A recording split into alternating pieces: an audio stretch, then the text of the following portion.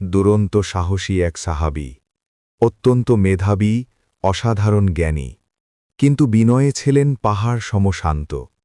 তিনি হযরত মুয়াজ ইবনে জাবাল রাদিয়াল্লাহু আনহু।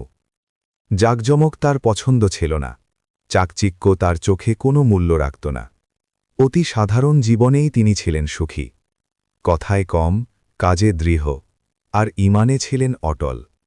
একদিন শামদেশের ফাহলে যুদ্ধের দামামা বেজে উঠল। রোমান খ্রিস্টান বাহিনী মুসলমানদের বিরুদ্ধে যুদ্ধের প্রস্তুতি নিল। খবর পৌঁছাল মুসলিম শিবিরে। বসে থাকার সময় নেই, মুসলিম বাহিনীও প্রস্তুত হল।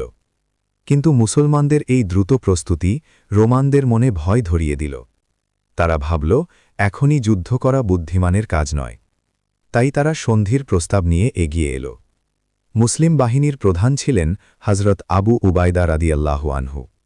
তিনি জানতেন এই আলোচনার জন্য দরকার একজন জ্ঞানী ও দৃঢ় মানুষ। তাই তিনি বেছে নিলেন হযরত মুয়াজ ইবনে জাবল রাদিয়াল্লাহু আনহুকে। নির্ধারিত সময়ে মুয়াজ রাদিয়াল্লাহু পৌঁছালেন রোমান সেনা ছাউনিতে। সোনালি গালিচা, রাজকীয় তাঁবু, দামি আসন, সব মিলিয়ে যেন এক বাদশাহী দরবার। একজন রোমান সৈনিক তাকে রাজকীয় আসনে বসাতে চাইল, কিন্তু মুয়াজ রাদিয়াল্লাহু আনহু বললেন, আমি এসব রাজকীয় আসন পছন্দ করি না।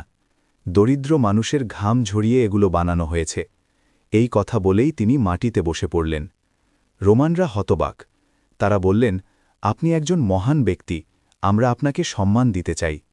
মুয়াজ রাদিয়াল্লাহু আনহু মুচকি হাসলেন। তিনি বললেন, আমি খুবই সাধারণ একজন মানুষ, অত সম্মান বা চাকচিক্য আমার প্রয়োজন নেই। রোমানরা বলল, মাটিতে তো দাসেরাই বসে।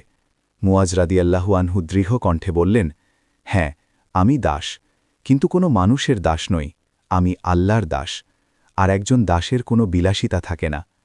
রোমানরা স্তব্ধ হয়ে গেল। তাদের একজন জিজ্ঞেস করল, আপনি যদি দাস হন, তাহলে আপনাদের মধ্যে আরও বড় কেউ আছে? মুয়াজ রাদিয়াল্লাহু বললেন, আমি তো মুসলমানদের মধ্যে সবচেয়ে নগণ্য। এই কথাই রোমানদের ভেঙে দিল। তারা ভাবল, এই মানুষ যদি সাধারণ হয়, তাহলে বাকিরা কত ভয়ঙ্কর। তাই তারা যুদ্ধ নয়, সন্ধির পথ বেছে নিল।